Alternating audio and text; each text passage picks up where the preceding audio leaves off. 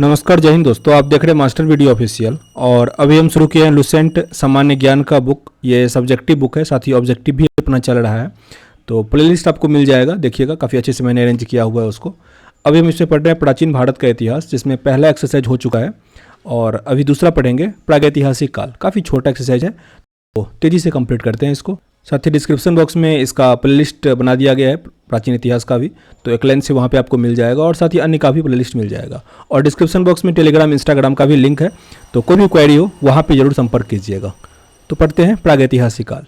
इतिहास का विभाजन प्रागैतिहासिक यानी प्री हिस्ट्री, आद्य ऐतिहासिक यानी प्रोटो हिस्ट्री और इतिहास यानी हिस्ट्री, 3 भागों में किया जाता है। कौन कौन सा है? प्रागैतिहास, आद्य इतिहास और इतिहास।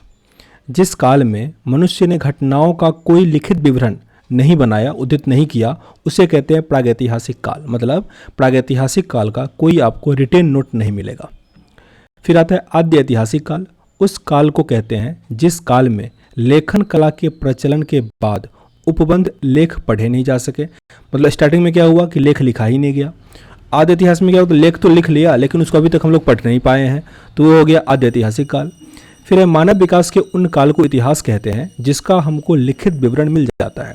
तो इतिहास के डिफिनीशन में इस चीज़ को जरूर मेंशन कीजिएगा कि जिसका हमको लिखित विवरण मिलेगा उसको तो कहेंगे इतिहास, लेकिन जिसका लिखित विवरण मिला लेकिन पढ़ नहीं पाए वो हुआ आद्य ऐतिहासिक, और जिसका लिखित मिला ही नहीं तो वो हो गया प्रागैतिहासिक काल। अब यहाँ पे संस्कृति और बर्तन दिया गया है।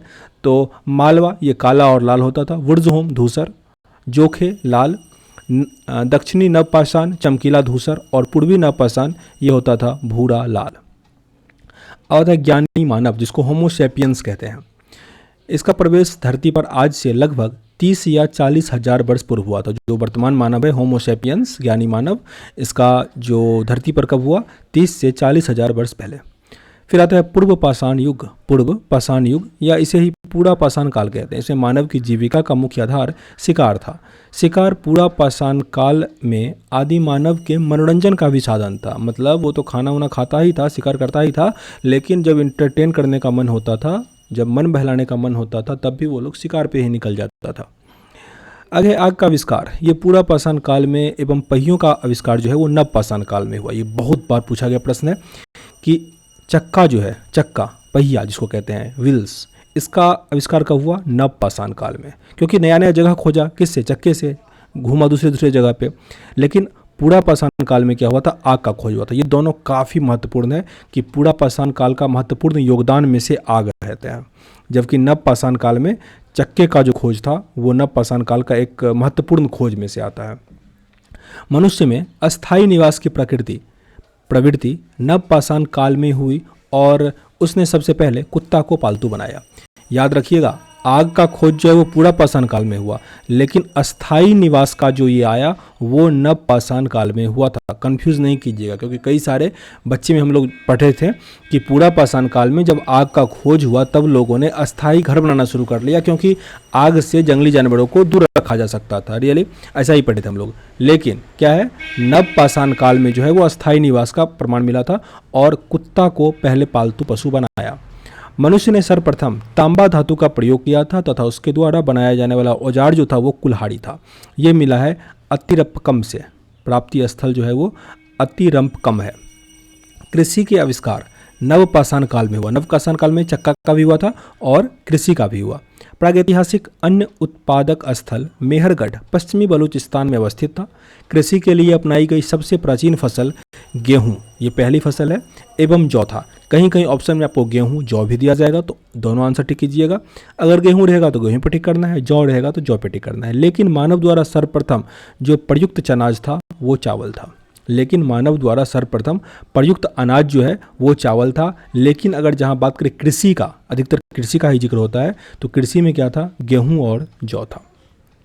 कृषि का प्रथम उदाहरण मेहरगढ़ से प्राप्त होता है। कृषि का प्रथम उदाहरण मेहरगढ़ से प्राप्त होता है। कुल्डी हवा का संबंध चावल के प्राचीनतम साक्ष्य से है। यहीं से मिला था चावल का साक्ष्य। भारत के पूर्व प्रस्तर युग के अधिकांश औजार स्फटिक पत्थर, एक पत्थर होता है, अगर आजकल माला लोग बनाते हैं इसका, जिसको टकराइएगा तो थोड़ा आग नहीं निकलता पर लाइटिंग निकलता है, ठीक ना, तो उसका औजार का बना होता था। रॉबर्ट ब्रूस फुट पहले व्यक्ति थे जिन्होंने 1863 ईस्वी में भारत के पूरा पाषाणी कालम नामक स्थान पर प्रथम भारतीय पूरा पाषाण कलाकृति की खोज की गई थी, पल्लावरम नामक स्थान पर।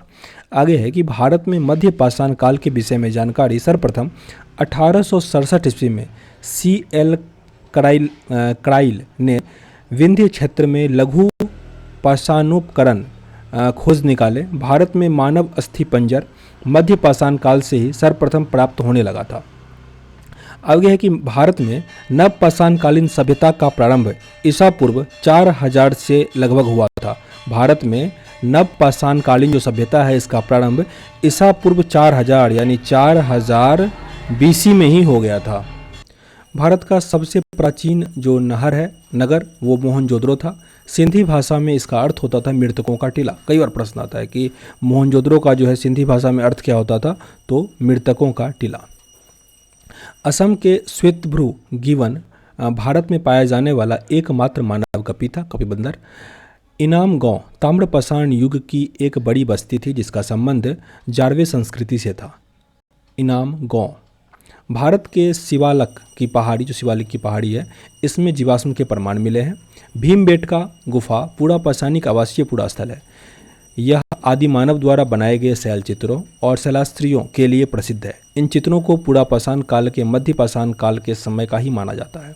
ये जो चित्र है जो भीमबेटका गुफा में मिला, ये पूरा पाषाण काल से मध्य पाषाण काल के समय का माना जाता है। ये चित्र भारतीय उपमहाद्वीप में मानव जीवन के प्राचीनतम चिन्ह है। ये भीमबेटका काफ़ी इंपॉर्टेंट है।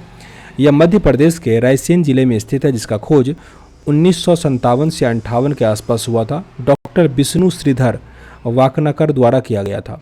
भीमबेटका क्षेत्र को भारतीय पुरातत्व सर्वेक्षण भोपाल मंडल ने अगस्त 1990 में राष्ट्रीय महत्व का स्थल घोषित किया। इसके बाद जुलाई 2003 में यूनेस्को ने इसे विश्व धरोहर घोषित कर दिया। काफ़ी इंपॉर्टेंट है, भीमबेटका को 2003 में यूनेस्को ने विश्व धरोहर घोषित किया। भारत में मनुष्य संबंधी सबसे पहला प्रमाण जो है वो नर्मदा घाटी में मिला था। भारत में मनुष्य संबंधी सबसे पहला प्रमाण नर्मदा घाटी में मिला था। ये प्रश्न अभी कुछ दिन पहले आया था, PPSC का जो एग्जाम हुआ था इसमें, जो 67 हुआ था, इसकी बात कर रहा हूँ मैं।